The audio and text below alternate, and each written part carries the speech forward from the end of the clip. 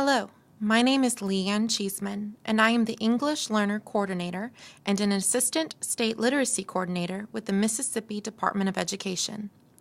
This is our second installment of our English Learner Literacy Tips of the Month, and during today's presentation, we will look at strategies and resources for supporting English learners with oral language development and vocabulary acquisition. We like to begin each of our presentations with the Mississippi Department of Education's vision, which is to create a world-class educational system that gives students the knowledge and skills to be successful in college and the workforce, and to flourish as parents and citizens. As well as our mission, which is to provide leadership through the development of policy and accountability systems so that all students are prepared to compete in the global community. The Mississippi State Board of Education has a 5-year strategic plan for 2016 to 2020, which includes the following. All students proficient in showing growth in all assessed areas. Every student graduates from high school and is ready for college and career. Every child has access to a high-quality early childhood program. Every school has effective teachers and leaders. Every community effectively uses a world-class data system to improve student outcomes, and every school and district is rated C or higher.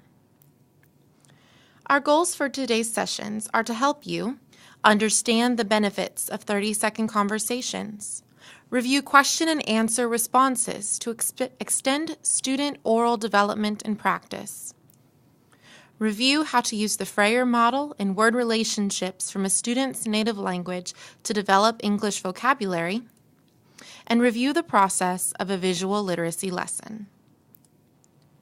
The first strategy we will look at is the 30-second conversation.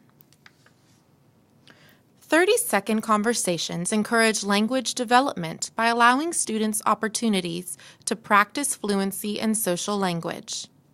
They also allow teachers to scaffold conversation by supplying vocabulary and sentence mazes as needed. 30-second conversations also allow teachers the opportunity to build rapport with their EL students. Here we see a 30-second conversation transcript between Kelly, an EL student, and her teacher. We see examples of how the teacher provided Kelly with an open-ended question about her night. Kelly responds with an initial yes, but her teacher uses the opportunity to ask follow-up, probing questions to encourage Kelly to add her to her original answer. Throughout the conversation, we see that Kelly makes grammatical errors and uses her native language to describe the food she helped her grandmother cook. However, her teacher is encouraging the use of extending her English vocabulary by consistently asking follow-up questions. At the end, we see Kelly uses 4 sentences compared to her original 3-word response to describe what she did over her evening. Other places where 30-second conversations can have their place during the school day is during transition time, waiting in line for the cafeteria or restroom, or while waiting for the bus. Students can conduct 30-second conversations with one another to practice social and academic language during structured turn-and-talk moments. For example, a teacher could use 30-second conversations as an exit ticket before transitioning out of a lesson into a new subject area. The teacher could have students work in pairs to practice using newly learned vocabulary to summarize what they learned in the previous lesson. This allows all students to practice the vocabulary, but it also provides EL students with an opportunity to scaffold their language development and practice in a safe, non-threatening environment. Our second strategy is question and answer prompting. Question and answer prompting provides EL students with opportunities to answer questions and practice their newly acquired academic vocabulary. It also gives students sufficient wait time to translate the question being asked back into their native language, process the answer, and then translate the answer back to English to respond. Question and answer prompting encourages EL students to expound upon their answers by prompting students with elaborating questions. We want to make sure that our EL students are engaged in whole group discussion, and that as teachers we make sure to call on them to check for comprehension. Our EL students might hesitate to answer, or they might be shy to provide an answer which they don't think is correct or which they can't fully express in English the way they want to. Question and answer prompting gives teachers the phrases to use to encourage all students to participate. Here are some examples of teacher elaboration when the student responds correctly. You are correct. How did you learn that? You are right. What else do you know about that? Good thinking. Can you tell me more? Here are some examples of teacher elaboration when the student responds with a partially correct answer. You're headed in the right direction, but that's not quite complete. Do you have anything else to add? You're telling me some good things, especially the part about... What else? Yes, I agree that... Could you tell me more about... Here are examples of teacher elaboration when the student responds in their native language. Do you know any English words to say that? Call on one of your friends to help tell us what you said in English. Can you help us translate that in English? Repeat the question, call on multiple students, and then model an appropriate response in English. Have the student echo your modeled response. Here are examples of teacher elaboration when the student responds with an incorrect or confusing response. Tell me more so I know what you're thinking.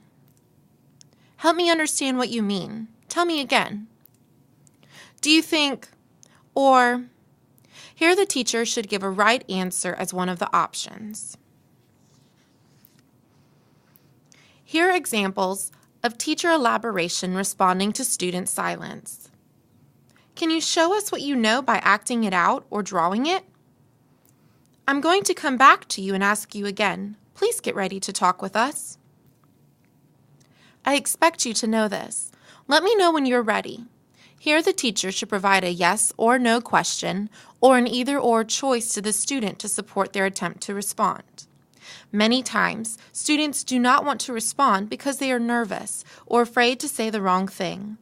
By using these and similar prompts with a warm and encouraging tone, teachers can support students as they begin practicing and using new English words. This is also a good time for the teacher to be especially mindful of wait time or to call on other students to respond, providing the EL student with an opportunity to hear and answer and formulate their own answer. By encouraging the student to respond and supporting their efforts, the teacher makes it clear that the student will be supported, but they are also expected to participate.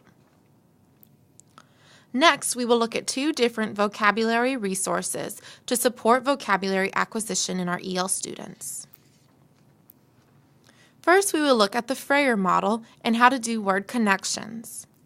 The Frayer model is a tool used to help students develop their understanding of key vocabulary. While using the Frayer model, students can define the term of the word, describe the essential characteristics of the word, provide examples of the idea, and offer non-examples of the idea. Here we see an example of how a Frayer model could be modified to support EL students in their vocabulary acquisition. Sandy Elliott, EL Intervention Specialist from the MDE, has modified this Frayer model to better assist EL students. In the center, students would write their target vocabulary word.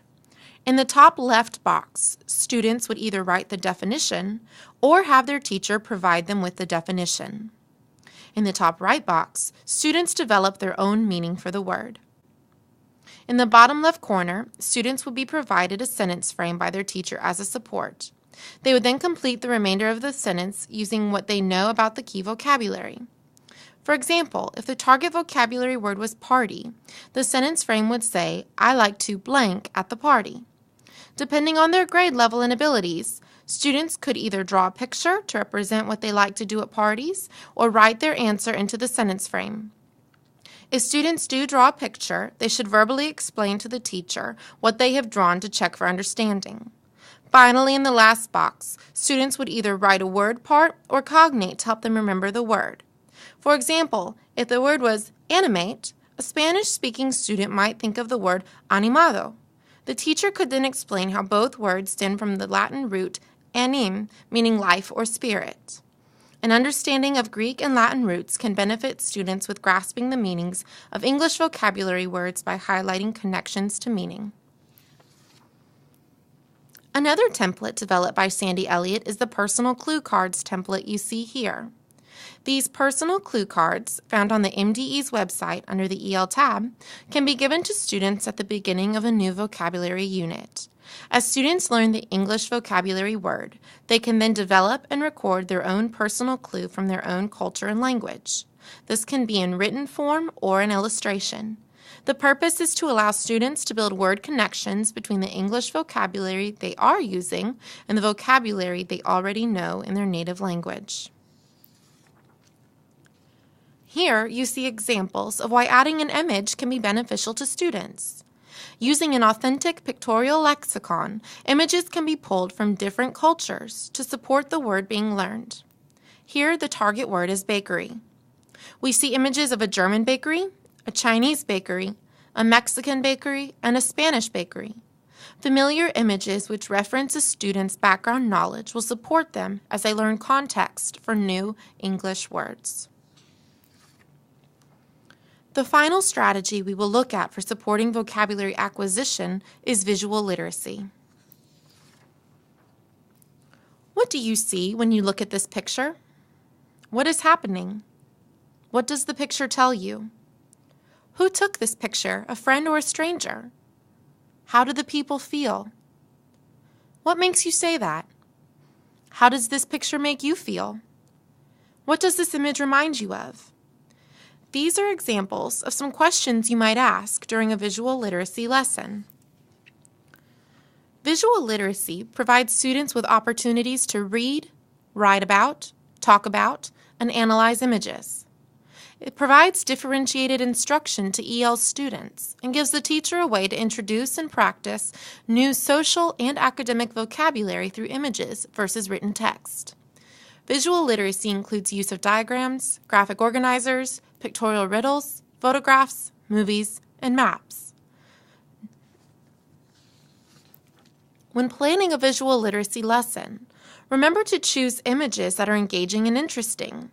The images should be based around the unit being studied in class so that students have the opportunities to practice new academic vocabulary as they discuss the image. You should also remember to determine what you want students to focus on for their vocabulary practice and compose text-based questions to lead students towards discussing those key vocabulary words and concepts. If you are familiar with the concept of a close read, consider a visual literacy lesson to be a close read of art. Here we see the 4 steps of conducting a visual literacy lesson. Like a close read, we start by identifying surface information and continually dig deeper. These questions can be used to help you conduct a visual literacy lesson. In this resource, Learning to Look at Art, developed by Lemuel Eubanks and Leanne Cheeseman of the MDE, is available at our website. Following a visual literacy lesson, there are many ways you can extend the lesson. Here are 2 sample extension activities supporting vocabulary used during the visual literacy lesson. Additional extension activities can be found on the Learning to Look at Art lesson document found on our website.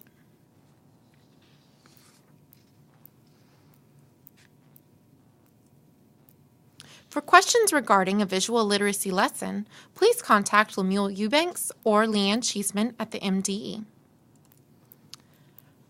For questions regarding EL students, please contact any of the 4 here you see. Leanne Cheeseman for instruction, Sandy Elliott for intervention, Dr. Monique Henderson for federal guidelines, Gwendolyn King for migrant services. Thank you so much for participating in today's webinar. We hope that you have found it helpful.